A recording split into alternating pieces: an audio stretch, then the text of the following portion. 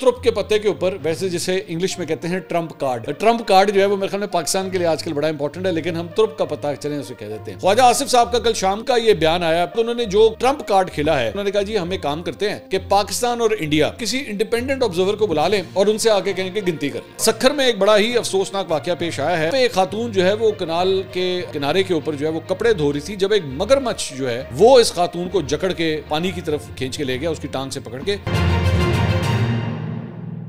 अस्सलाम वालेकुम नाज़रीन, मैं हूं मंसूर अली खान। अपने डेली चैनल के ऊपर आपको खुशामदीद कहेंगे। नाज़रीन, पिछले 12 घंटे में जो अहम तरीन खबरें डेवलप हुई हैं उसके बारे में तफसील से बात करेंगे। और पाकिस्तान ने एक ऐसा ज़बरदस्त तुरुप का पत्ता खेला है कि भारत जो है वो मुंह देखता रह गया है। ये मामला क्या है, इसकी डिटेल्स भी अभी थोड़ी देर में आपके साथ शेयर करेंगे। इसके साथ साथ आपके चंद सवालात भी आए हुए हैं, ज़रा उस तरफ भी नज़र दौड़ाएंगे। बहुत देर हो गई उनके जवाब दिए हुए, तो बड़े इंटरेस्टिंग सवालात आते हैं आप लोगों की तरफ से। मैं कोशिश करता हूँ ज़्यादा से ज़्यादा उनको जवाब दे सकूँ, लेकिन थोड़ा सा हमें जो मार्जिन मिलता है वो आमतौर पर वीकेंड्स के ऊपर मिलता है, तो आपके चंद सवालात भी जो है वो शामिल करेंगे। उससे पहले आपसे रिक्वेस्ट, प्लीज़ चैनल को सब्सक्राइब करना मत भूलिएगा। अगर आपने अभी तक सब्सक्राइब नहीं किया हुआ, और लेफ्ट राइट भी पूछा करें कि जनाब आपने सब्सक्राइब किया है कि नहीं, तो चैनल को ज़रूर सब्सक्राइब कीजिए, बेल आइकन को प्रेस कीजिए ताकि आपको हमारे वीडियो के नोटिफिकेशंस भी मिल सकें। साथ ही साथ अपने व्हाट्सएप चैनल का लिंक जो है वो नीचे हम कमेंट सेक्शन में पिन कर रहे हैं, आप उसे भी क्लिक करके हमारे व्हाट्सएप चैनल को ज्वाइन कर सकते हैं, जहाँ पे ताज़ा तरीन अपडेट्स और क्लिप्स भी जो है और तस्वीरें भी हम गाहे बगाहे वहाँ पे शेयर करते रहते हैं। तो जनाब खबरों की तरफ चलते हैं जल्दी से। सबसे पहली खबर जनाब ये है कि अगले 24 घंटे पाकिस्तान तहरीक इंसाफ के लिए बड़े ज़रूरी हैं, क्योंकि एक बड़ा फैसला आने वाला है, और वो है जनाब लाहौर की इंसदाद दहशतगर्दी में 9 मई जलाओ गिराओ के 2 मुकदमात की समाअत हुई है कल, और दलाइल मुकम्मल होने के बाद अदालत ने राहत बेकरी और थाना शादमान जलाओ गिराओ के मुकदमात का फैसला जो है वो महफूज कर लिया है, और वो अगले 24 घंटे में यानी कि पीर वाले दिन जो है वो अनाउंस होने वाला है। मुकदमे की समाअत कोट लखपत जेल में जज मंजर अली गुल ने की।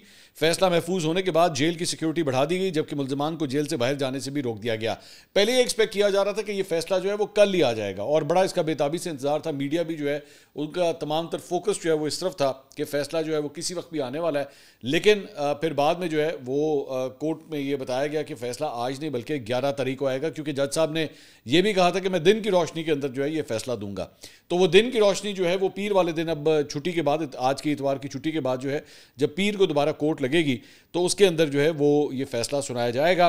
मुकदमे में 45 मुल्जिमान के ट्रायल हुए हैं, जिसमें से 25 गिरफ्तार जबकि 15 जो हैं वो इश्तिहारी करार दिए जा चुके हैं। और इस केस के अंदर जो है वो जो नाम हैं वो मैं आपको बता देता हूँ। शाह महमूद कुरैशी, डॉक्टर यास्मीन राशिद, उमर सरफराज चीमा, एजाज चौधरी, मियाँ महमूद रशीद, सनम जावेद, आलिया हमजा समेत 19 मुल्जिमान जो हैं उनका ट्रायल यहाँ पे ऑलरेडी मुकम्मल हो चुका है। इसके साथ साथ अदालत इंसदाद दहशतगर्दी अदालत लाहौर में जिना हाउस, अस्करी टावर समेत जलाओ घिराओ के 3 मुकदमात की भी समाअत हुई, और इंसदाद दहशतगर्दी के जज ने उमर अयूब की अबूरी जमानत के ऊपर समाअत की। अदालत ने अस्करी टावर समेत जलाओ घिराओ के 3 मुकदमात में साबिक अपोजिशन लीडर उमर अयूब की अबूरी जमानतें जो हैं वो खारिज कर दी। अदालत ने उमर अयूब की 1 रोज़ा हाज़री माफ़ी की दरख्वास्त जो है वो मुस्तरद कर दी, जबकि मुल्जिम की अबूरी ज़मानतें और अदम पैरवी की बुनियाद के ऊपर जो है वो खारिज कर दी गई हैं। इसके अलावा इमरान खान साहब की 9 मई के 8 मुकदमात में ज़मानत की अपीलें जो हैं वो सुप्रीम कोर्ट में समाअत के लिए मुकर्रर हो गई हैं। इसकी कॉज लिस्ट जो है वो जारी कर दी गई है, और लीगल टीम को भी नोटिस भेज दिए गए हैं। सुप्रीम कोर्ट का 3 रुकनी बेंच 12 अगस्त को यानी कि मंगल वाले दिन जो है इमरान खान साहब की अपीलों के ऊपर अपनी समाअत करेगा। चीफ जस्टिस याया अफरीदी का बेंच जो है वो इस केस को सुनेगा। जस्टिस शफी सिद्दीकी और जस्टिस गुल हसन औरंगजेब जो है इस बेंच के अंदर शामिल हैं। इसके अलावा हाफिज़ हमदुल्ला JUIFA के रहनुमा वो एक प्रोग्राम में आए हुए थे, कमर जैदी साहब के प्रोग्राम में, और उसके अंदर उन्होंने बड़ी एक हैरानकुन बात की है। उन्होंने कहा जी शहबाज शरीफ सेम पेज में 50 कदम आगे निकल चुका है, लेकिन माजी को सामने रखते हुए हम कैसे यकीन से कह सकते हैं कि शहबाज शरीफ 5 साल पूरे कर सकेंगे। अभी तो ये बातें भी हो रही हैं कि मोहसिन नकवी को इलेक्शन लड़वाया जाएगा लाहौर से, कोई कह रहा है उनको झंग से इलेक्शन लड़वाया जाएगा, और फिर शौकत अजीज़ की तरह वो भी वज़ीर आज़म बनेंगे, क्योंकि इधर वज़ीर आज़म बनते नहीं बनाए जाते हैं। अब ये चीज़ें जो है ये बिल्कुल मार्केट के अंदर जो है वो सर्कुलेट ज़रूर कर रही हैं, लेकिन फ्रैंकली स्पीकिंग मेरे पास कम से कम जो नॉलेज है या मेरे पास कम से कम खबर है उसमें फ़िलहाल ऐसी कोई सदाकत नहीं है। शहबाज शरीफ साहब की गुड्डी जो है वो सही हो रही है, वो कोई हजकोले वगैरह नहीं खा रही। मोहसिन नकवी साहब का नाम माजी के अंदर भी कई दफ़ा ये आ चुका है, लेकिन मेरे ख्याल में ये काफ़ी हद तक जो है वो प्रॉब्लमेटिक होगा। इवन दो मौजूदा सेटअप जो है ये नहीं कि उसके अपना शेयर ऑफ प्रॉब्लम्स नहीं है, प्रॉब्लम्स उसकी भी बहुत हैं, लेकिन मुझे फ़िलहाल कम से कम ऐसा होता हुआ फ़िलहाल नज़र नहीं आ रहा। देखते हैं आगे चल के क्या होता है, ये पाकिस्तान है या कुछ भी हो सकता है। उन्होंने हाफिज़ हमदुल्ला साहब ने कहा जी अगर शहबाज शरीफ को तब्दील करने का फैसला किया जाता है और मुबैना तौर पर हम जो सुन रहे हैं मोहसिन नकवी साहब को वज़ीर आज़म बनाया जाता है तो कुछ कॉम्प्रोमाइज़ तो होगी। जो फैसला करने वाले हैं अगर वो फैसला करते हैं मौजूदा वज़ीर आज़म को तब्दील करना है और मोहसिन नकवी को लाना है या किसी और को, तो सबसे पहले मियां नवाज शरीफ साहब वोट करेंगे, फिर शहबाज शरीफ साहब वोट करेंगे और फिर बिलावल भुट्टो साहब जो है वो वोट करेंगे। तो हाफिज़ हमदुल्ला साहब मैं बड़ी रिस्पेक्ट है उनकी, लेकिन मेरा ख्याल में जो पावर कॉरिडोर्स होते हैं ना, हाफिज़ हमदुल्ला साहब का वहाँ तक अभी एक्सेस नहीं है कि वो ऐसी कोई बड़ी खबर जो है वो कम से कम हमारे साथ शेयर कर सकें। फिलहाल I don't see that happening.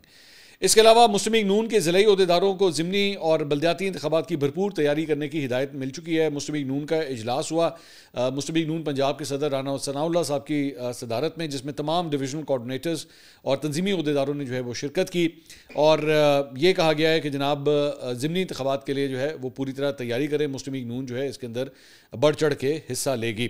इसी में एक और भी इंटरेस्टिंग बात जो है वो शाह महमूद कुरैशी साहब की तरफ से रिपोर्ट की गई है कि शाह महमूद कुरैशी साहब ने पाकिस्तान तहरीक इंसाफ को ये मशवरा दिया है, या आप कह लें कि इमरान खान साहब को मशवरा दिया है कि जो ज़िमनी इंतखाब होने जा रहे हैं उसके अंदर पाकिस्तान तहरीक इंसाफ को शिरकत करनी चाहिए और मैदान जो है वो खाली नहीं छोड़ना चाहिए, क्योंकि इमरान खान साहब की जानिब से ये ऑर्डर आया था जेल के अंदर से, अपनी बहन के ज़रिए ये पैगाम पहुँचाया गया था कि पाकिस्तान तहरीक इंसाफ जो ज़िमनी इलेक्शंस उन सीटों के ऊपर जो नाअहलियत की वजह से खाली हुई हैं, एक तो मियां अजहर साहब की वफ़ात के बाद जो है वहाँ पे ज़िमनी इंतखाब होता है 129 का सितंबर के महीने में, उसके ऊपर तो वो इलेक्शन लड़ रहे हैं, लेकिन जो बाकी सीटें हैं उसके बारे में इमरान खान साहब ने कहा है कि जी उसको कंटेस्ट ना किया जाए क्योंकि हमारे साथ ज़्यादती हुई है। मेरी इतला के मुताबिक पाकिस्तान तहरीक इंसाफ की जो बाकी दीगर रहनुमा हैं या जो सियासी कमेटी है उसमें कई लोगों की ये राय है कि नहीं हमें ये इलेक्शन लड़ना चाहिए, और शाह महमूद कुरैशी साहब ने भी जो है वो अब ये राय दी है। इंटरेस्टिंग बात यह है कि ये दूसरा मौका है कि शाह महमूद कुरैशी साहब जो है वो इमरान खान साहब के बयानिए से डिविएट कर रहे हैं और उनकी मुखालफत तो नहीं कहना चाहिए, लेकिन इमरान खान साहब की राय से एक मुख्तलिफ राय दे रहे हैं, मैं ये कह सकता हूँ। इससे पहले भी आपको याद होगा कि 5 रहनुमाओं का एक लेटर आया था जिसमें डॉक्टर यास्मीन राशिद, एजाज चौधरी, मियां महमूद रशीद, उम्मत सरफराज चीमा और शाह महमूद कुरैशी साहब ने उस खत के ऊपर जो है वो साइन किए थे और उसमें उन्होंने कहा था कि जी हमें मुज़ाकरात करने चाहिए, हमें तमाम स्टेक होल्डर्स के साथ मुज़ाकरात करने चाहिए, हमें सियासी जमातों के साथ भी मुज़ाकरात करने चाहिए। लेकिन इमरान खान साहब जो हैं वो इस बात के ऊपर बज़िद हैं कि सियासी जमातों से कोई मुज़ाकरात नहीं करने, अगर होने हैं तो इस्टेब्लिशमेंट के साथ होने हैं, और इस्टेब्लिशमेंट के साथ मुज़ाकरात जो है वो कर नहीं रही। तो वो पहला मौका था और अब ये दूसरा मौका है कि शाह महमूद कुरैशी साहब ने जो है इख्तिलाफ किया है इमरान खान साहब की बात से और मीडिया के थ्रू किया है, मतलब ओपनली एक किस्म का आप कह सकते हैं कि पब्लिकली जो है, वरना आमतौर पे ये जो इख्तिलाफ होता है ना ये मैसेजिंग के थ्रू पहुंचाया भी जा सकता है, ऐसा नहीं है कि नहीं पहुंचाया जा सकता, ज़रूरी नहीं होता कि मीडिया के ऊपर पोजीशन ली जाएगी, इसमें बड़ा फ़र्क होता है बंद कमरे में इख्तिलाफ करना और पब्लिक में जाके मीडिया के अंदर जाके इख्तिलाफ करने में फ़र्क होता है। तो शाह महमूद कुरैशी साहब ने इमरान खान साहब की बात से मीडिया के अंदर जाके इख्तिलाफ किया है। इसके अलावा सखर में एक बड़ा ही अफसोसनाक वाक़या पेश आया है और हैरानकुन है। सखर का इलाका है रियाजाबाद, यहाँ पे नारा कनाल जो है वहाँ पे बहती है, तो वहाँ पे एक खातून जो है वो कनाल के किनारे के ऊपर जो है वो कपड़े धो रही थी, जब एक मगरमच्छ जो है वो इस खातून को जकड़ के पानी की तरफ खींच के ले गया, उसकी टांग से पकड़ के, और कई मीटर पानी के अंदर जो है वो घसीट के ले गया। यहाँ पे जब खातून ने ज़ाहिर बात है दर्द में चीखो पुकार उसने करना शुरू की, तो उसी वक्त जो उसका शौहर है मल्लाह हब अली उसका नाम बताया जाता है, वो भी एक मल्लाह है, तो उसने फ़ौरन कनाल के अंदर जो है वो छलांग मारी और अपनी बीवी को जो है वो मगरमच्छ के जबड़ों से जो है वो छुड़वाने में कामयाब हो गया। तो ऐसे भी शौहर होते हैं जो बीवी को मतलब बचाने के लिए अपनी जान के ऊपर खेल जाते हैं। मतलब ज़ाहिर बात है वहाँ पे वो मगरमच्छ जो है वो इस शौहर के ऊपर भी हमला कर सकता था, लेकिन फिर भी उसने अपनी बीवी को बचाया और हमले में खातून की टांग जो है बताया गया है कि बुरी तरह ज़ख्मी हुई है और फौरी तौर पर उसे सिविल अस्पताल सखर ट्रांसफ़र कर दिया गया है। इलाका मकीनों का कहना है कि नारा कनाल में तकरीबन 250 मगरमच्छ जो हैं वहाँ पे मौजूद होते हैं, तैरते हैं, और इसकी वजह से पहले भी कई हादसा हो चुके हैं कि उन्होंने इंसानों के ऊपर जो है वो हमले किए हैं।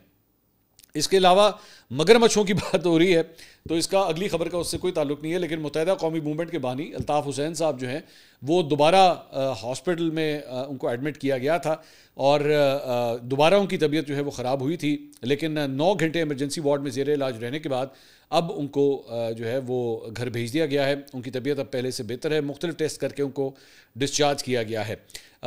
मुख्तलिफ टेस्ट के बाद डॉक्टर्स ने तशख़ीस की है कि उन्हें शदीद नज़ला और चेस्ट इन्फेक्शन है और डॉक्टर ने अल्ताफ़ हुसैन को एंटीबायोटिक्स और दीगर अद्वियात जो है वो तजवीज़ की हैं। हम दुआ करते हैं कि वो जल्द अज जल्द सेहतियाब हो जाएं कम्प्लीटली।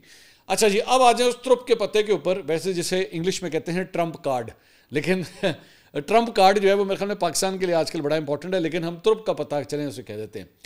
हुआ ये कि हमने पिछले वीलॉग के अंदर डिस्कस किया था कि इंडियन एयर चीफ ने जो है वो एक बेवकूफ़ी की और उसने कहा कि जी हमने जो है वो पाकिस्तान के 5 फाइटर जेट्स गिराए हैं और एक हमने जो है वो एवैक जहाज़ जो है जो इंटेलिजेंस गैदरिंग के लिए इस्तेमाल होता है, हमने उसको भी गिराया है। तो उसके बाद आप यकीन कीजिए कि मैं दिन भर कल सारा दिन जो है बैठ के मैं इंटरनेशनल जो ऑब्जर्वर्स हैं, जो डिफेंस एनालिस्ट होते हैं, international defence analyst, not Pakistani और इंडियन, मैं उनकी कमेंट्री देख रहा था। सब मजाक उड़ा रहे थे, सब मजाक उड़ा रहे थे कि ये पहला एयर चीफ है जो दुश्मन के जहाज़ गिराने के 3 महीने के बाद बताता है कि हमने दुश्मन के जहाज़ गिराए तो कोई भी आपकी बात पे यकीन नहीं करेगा। तो इस सारी चीज़ के अंदर एक और जो डेवलपमेंट हुई है, जो पाकिस्तान ने बड़ा ज़बरदस्त पत्ता खेला है, वो है ख्वाजा आसिफ साहब के ज़रिए।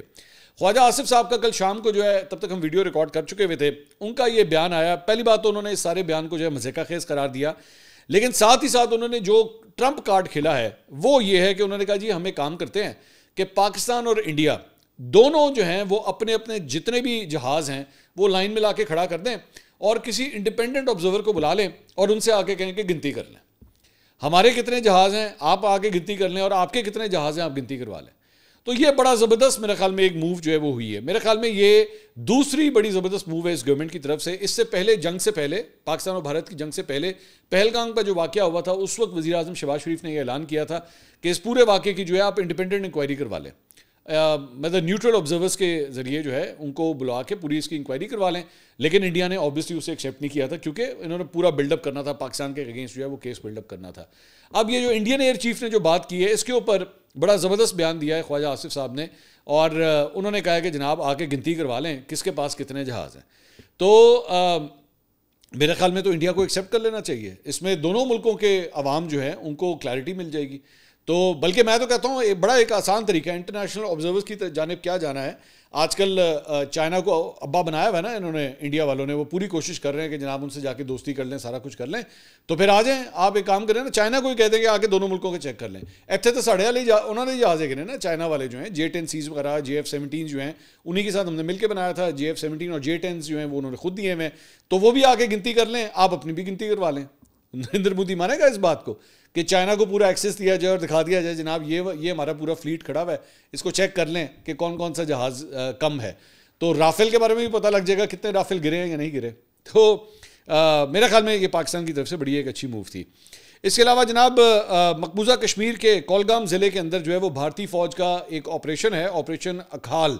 ये तकरीबन पिछले 9 दिन से जारी है। बड़ा लंबा ऑपरेशन है जो ये वहाँ पे कर रहे हैं और अपनी तरफ से वो कह रहे हैं कि जी हम दहशतगर्दों के खिलाफ ये ऑपरेशन कर रहे हैं। बहरहाल इस ऑपरेशन के अंदर जो है 2 फौजी उनके हलाक हो गए, 2 भारतीय फौजी उनके हलाक हो गए। ऑफिशियली उनका जो मतलब जो मीडिया सेल है जो इंडियन आर्मी का, उसने बाकायदा तौर पे ऐलान किया है लांस नायक प्रीतपाल सिंह और सिपाही हरमिंदर सिंह, ये दोनों जो हैं वो हलाक हुए हैं और इसी ऑपरेशन के दौरान। और उन्होंने कहा कि जी दहशतगर्दों की फायरिंग की वजह से जो है वो ये हलाक हुए हैं और इसके साथ साथ 6 सिक्योरिटी एहलकार अब तक इस सारे वाक़े के दौरान जो है वो ज़ख्मी भी हुए हैं।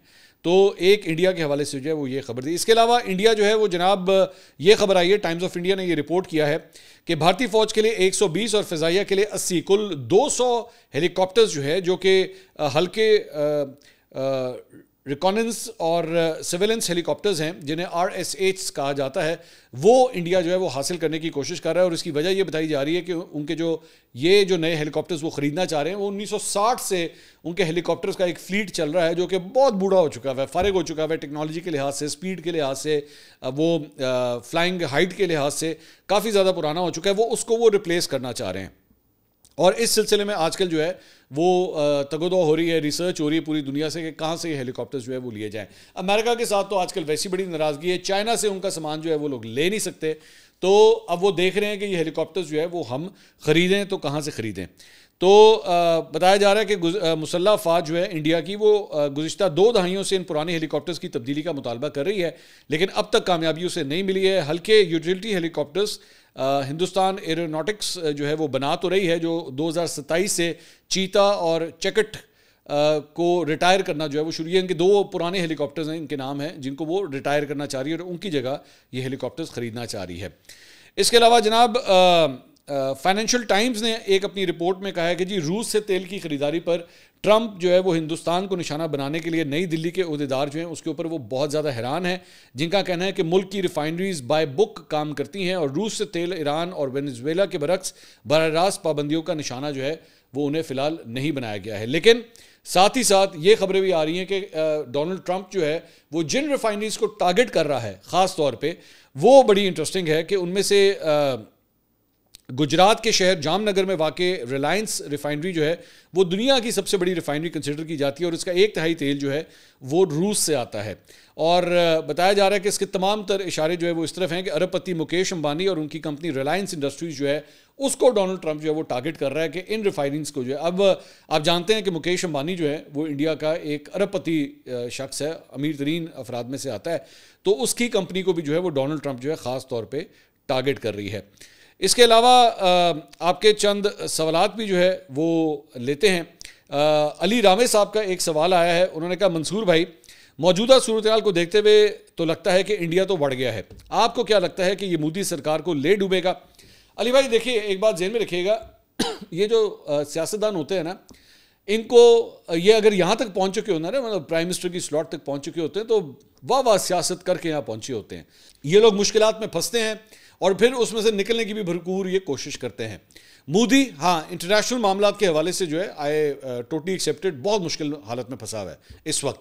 अमेरिका के साथ उसका पूरा रिलेशनशिप ब्रेक डाउन हो चुका है, सिर्फ उसका नहीं, ज़ाहिर बात है इंडिया का। लेकिन अगर लोकल पॉलिटिक्स की बात की जाए ना, तो लोकल पॉलिटिक्स में नरेंद्र मोदी की पॉपुलैरिटी है और उसकी वजह यही है कि वो एक हिंदुत्व का वो जो एक नैरेटिव लेके चलता है एक्सट्रीम राइट विंग का, उसकी वजह से कम हिंदू वोट बैंक जो है ना वो काफ़ी हद तक उसके साथ रहता है।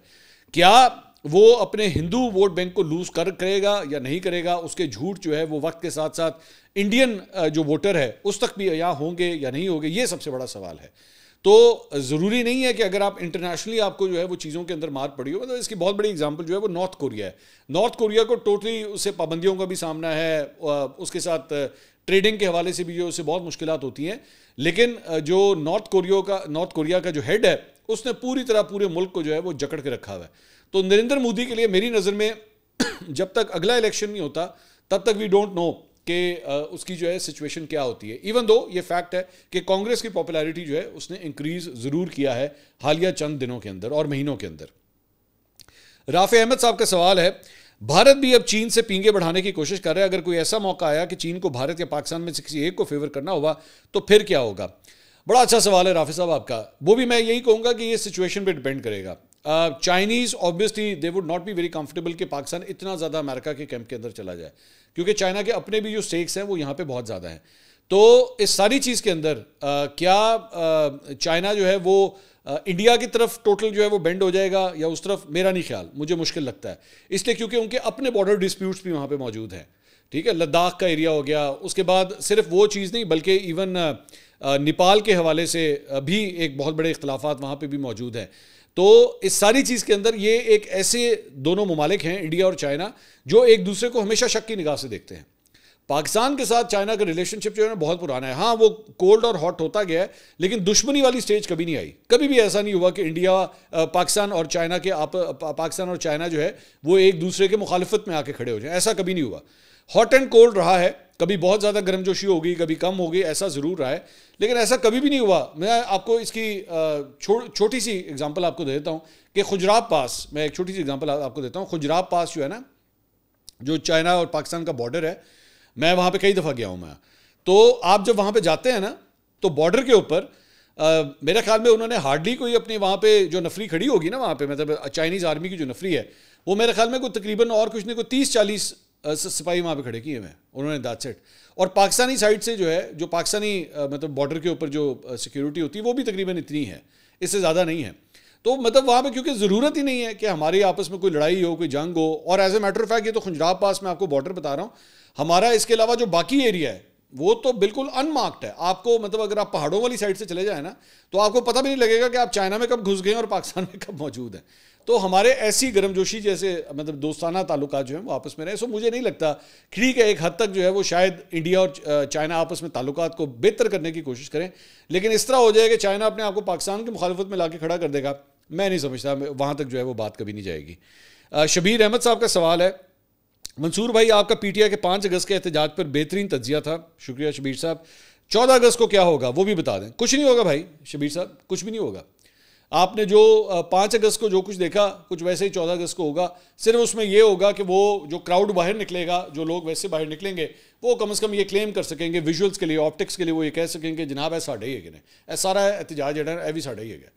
जबकि जाहिर बात आप जानते हैं 14 अगस्त की शाम वैसे ही लोग निकलते हैं, सड़कों पर रश होता है, पाकिस्तान के झंडे लोगों ने पकड़े होते हैं, तो वो उसको भी शामिल कर सकेंगे कि जनाब ये भी हमारा ही क्राउड है, सिंपल एज दैट। लेकिन एज सच और कुछ भी नहीं होगा, एक टोकन आप कह सकते हैं एहतजाज होगा, इसके अलावा और कुछ भी नहीं होगा। मसूद सुमरो साहब का सवाल है, मंसूर भाई अली अमीन गंडापुर किसके साथ खेल रहे हैं, एस्टैब्लिशमेंट या इमरान खान के साथ? मसूद साहब, मेरा ख्याल में वो किसी के साथ भी गेम नहीं खेल रहे, दोनों के साथ नहीं खेल रहे, ना इमरान खान साहब के साथ ना एस्टैब्लिशमेंट के साथ। He is just acting like a true politician. और जो एक अच्छा पॉलिटिशियन होता है ना, वो हमेशा यही कोशिश करता है मैं जगह बना के रखूं। मैं as a matter of fact मैं कहूंगा कि अली अमीन गंडापुर, इवन तो मुझे उनकी तर्ज सियासत से, उनकी ज़बान से, इखलाक से मुझे बहुत इख्तलाफ है, लेकिन मैं इन तमाम चीज़ों को हटा के, इन क्वालिटीज़ को अगर हटा के देखूँ ना, is acting like a proper politician, कि वो कोशिश कर रहा है कि मैं मीडिएटर का किरदार अदा करूं, मैं हुकूमत के, मैं पीटीआई के दरमियान और एस्टैब्लिशमेंट के दरमियान किसी तरह ब्रिज का किरदार अदा करूं, अपने लीडर के लिए मैं मुश्किलात जो है वो उसकी आसान कर सकूं, किसी तरह चीज़ों को मैं बेहतर कर सकूं। लेकिन जाहिर बात है वो उनकी एक लिमिटेशन है, वो उससे आगे जा ही नहीं सकते।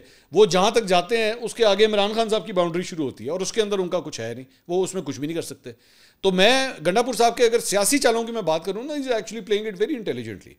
कोई माने या ना माने, पाकिस्तान तहरीक इंसाफ के वो, इवन वो गंडापुर साहब खुद भी जो है वो पाकिस्तान तहरीक इंसाफ के वर्करों की ज़बान से बड़े तंग आए होते हैं, लेकिन जाहिर बात है मेरा उस चीज़ से ताल्लुक नहीं है। मैं तो सिर्फ पॉलिटिकल मूव के हवाले से बात कर रहा हूँ कि वो बड़ा ज़बरदस्त वो मूव खेलते हैं, कि वो उनको भी पता है, उनको इस बात का पता है, आप धरना दे दें, जो मर्जी कर लें, आप यहाँ पे 40, 50, 60 दिन बैठ जाएं, उनको पता है लोगों ने नहीं निकलना। वो आएंगे, एक बड़ा जोशो जज्बा होगा, वो 3-4 दिन के अंदर सारा शुम्प करके बाहर निकल जाना है, उनको पता है इस बात का। सो इसलिए उनको भी पता है कि अगर ये मामला अगर रिजॉल्व होंगे ना, तो किसी डील के जरिए, किसी बातचीत के जरिए रिजॉल्व होंगे। इसके साथ साथ महमूद अली साहब का सवाल है, अलीमा खानम की तनकीद के बावजूद शेर अफजल मरवत को वापस लाने की कोशिश हो रही हैं, क्या ये कामयाब हो सकेंगी और इसका पीटीआई में किसको फ़ायदा होगा? महमूद साहब, असल बात यह है कि आप माने या ना माने, लेकिन शेर अफजल मरवत जो है ना क्राउड पुलर है। वो मजमे के आगे खड़े होकर ना एक पूरा समा बांध सकते हैं। अलीमा खान साहबा जो है ना, उनकी वजह शोहरत जो है वो सिर्फ यही है कि वो इमरान खान साहब की बहन है। सियासत उन्होंने कभी की नहीं है, इलेक्शन उन्होंने कभी लड़ा नहीं है, सियासत की डायनामिक्स उनको पता नहीं है। बीच में तो उन्होंने 1-2 ऐसे बयान दिए जिसकी वजह से पाकिस्तान तहरीक इंसाफ को बहुत नुकसान हुआ। फॉर एग्जाम्पल, वो जो एक बयान था ना कि जी मेरे भाई को माइनस कर दिया गया, वो उससे बड़ा हिट किया पाकिस्तान तहरीक इंसाफ को, बहुत बुरी तरह हिट किया उन्होंने।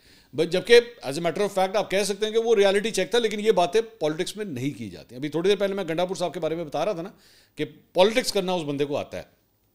अलीमा खान साहबा को पॉलिटिक्स करनी नहीं आती, और वो एक बहन है, और वो बहन जो है ना वो अपने भाई की दर्द के अंदर कह देती है जो उसने कहना होता है। पॉलिटिक्स में आपको ये एहसास करना पड़ता है कि क्या चीज़ कहाँ पे बोलनी है और कहाँ पे नहीं बोलनी। ठीक है, मैं आपको बताऊं, मैं तो जाहिर बात है मेरा तो उठना बैठना ही पिछले तकरीबन 18-19 साल में पॉलिटिशियंस के साथ हुआ है। कैमरे के आगे पॉलिटिशियन कुछ होता है, कैमरे के पीछे पॉलिटिशियन कुछ और होता है। ये हमेशा मेरी बात याद रखिएगा। आप जो शख्स कैमरे के आगे देख रहे होते हैं ना, जो हमारे टॉक शोज़ में बैठता है, हमारे साथ पॉडकास्ट में बैठता है, या आपको वैसे स्क्रीन के ऊपर नज़र आता है, वो शख्स बिल्कुल मुख्तलिफ होता है जब कैमरा बंद होता है। ये ज़हन में रखिएगा। वो फिर खुल के बात भी करता है, वो असल अपने गिले शिकवे भी बोलता है, अपनी लीडरशिप के बारे में भी बात करता है, पार्टी के अंदर क्या हालात चल रहे हैं उसके बारे में भी बात करता है। खैर मैं तो शेयर नहीं कर सकता क्योंकि वो ऑफ द रिकॉर्ड गुफ्तगू होती है। तो अलीमा खान साहिबा जो है ना, उनको ये चीज़ें नहीं आती, और मैं ये नहीं कर रहा, मैं उनको कसूर नहीं ठहरा रहा इस बात का कि ये उनका कसूर है कि उनको नहीं आती, क्योंकि वो नहीं उन्होंने किया भाई। वो एक बहन है, वो अपने भाई का दर्द है उनके दिल में, वो बोल देती है उनके दिल में जो कुछ होता है। तो मरवत साहब की जहाँ तक आप बात कर रहे हैं ना, मरवत साहब एक क्राउड पुलर हैं।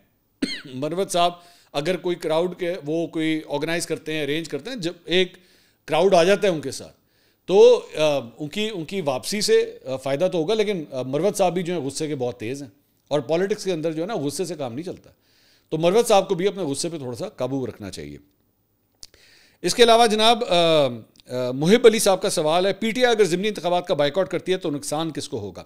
अच्छा मुहिब भाई, ये डिबेटेबल बात है। ये मैं जिस तरह हमेशा कहता हूँ, डिपेंड करता है आप टेबल की किस साइड पे बैठेंगे, ये उस पर डिपेंड करता है। असल में इमरान खान साहब का पॉइंट ऑफ व्यू जो है ना वो ये है कि जनाब हमें ये इलेक्शन नहीं लड़ने चाहिए और बाइकआउट कर देना चाहिए। उसका वजह क्या है? मेरे ख्याल में उनकी क्या वजह है, इमरान खान साहब क्यों ये करना चाह रहे हैं? उनको ये लगता है कि जनाब हम कोई भी इलेक्शन लड़ेंगे ना, वो धांधली ज़दा होगा, हमारे बंदे ने हारना ही हारना है, हर सूरत हारना है, चाहे वो कितना ही पॉपुलर क्यों ना हो, चाहे कुछ भी हो, फॉर्म 45 फॉर्म 47, ये उनकी राय है कि हर सूरत वो हारेगा ही हारेगा ये सीटें। अब जब ये हारेंगे, इमरान खान साहब मेरे ख्याल में ये सोच रहे होंगे कि जब ये हारेंगे तो उसके बाद जब क्राउड के अंदर ना या आवाम के अंदर जो है वो नून लीग को एक पॉइंट ऑफ व्यू मिल जाएगा कि देखे जी इमरान, ये पीटीआई की सीटें थी, नून लीग ने जीत ली, वो ये लेंगे इसके ऊपर, वो इसके ऊपर खेलेंगे। और वो इमरान खान साहब के है कि भाई उसमें हमें क्या फ़ायदा, हमारा तो नुकसान ही नुकसान है, सीट भी हमारी गई, बंदा भी हमारा हार गया और अगले को नैरेटिव भी मिल गया, पॉइंट ऑफ व्यू भी मिल गया बात करने का कि लो जी देखो हमने तो हरा दिया, ठीक है, जिसकी वजह से इमरान खान साहब ये करें। लेकिन दूसरा पॉइंट ऑफ व्यू जो है, जो इसकी मुखालफत में जाता है, जिसका शाह महमूद कुरैशी साहब ने, मैं अभी शुरू में वीलॉग की बात कर रहा था, वो ये है कि मैदान खाली नहीं छोड़ना चाहिए। बेशक हार भी जाएं, लेकिन कम से कम अवाम को ये तो पता होगा ना, ये नहीं यार इनकी पॉपुलैरिटी अभी भी है, और अगर धांधली होती है या कुछ होता है तो पाकिस्तान तरीके साहब कम से कम ये नैरेटिव तो बिल्ड कर सकेगी कि जनाब देखें हमें धांधली करके हराया गया है, और ये हुकूमत या ये इलेक्शन जो है इसके इनके पास मैंडेट ही नहीं था इस चीज़ का, और ये धांधली ज़्यादा थे। तो ये वजह है। अब ये आपके ऊपर डिपेंड करता है, मैं आपके ऊपर छोड़ता हूँ कि आपके ख्याल में क्या पाकिस्तान तरीके इंसाफ को इलेक्शन, ज़िमनी इलेक्शन लड़ना चाहिए या नहीं लड़ना चाहिए। अगली वीडियो में आपसे दोबारा मुलाकात होगी। अल्लाह हाफ़िज़।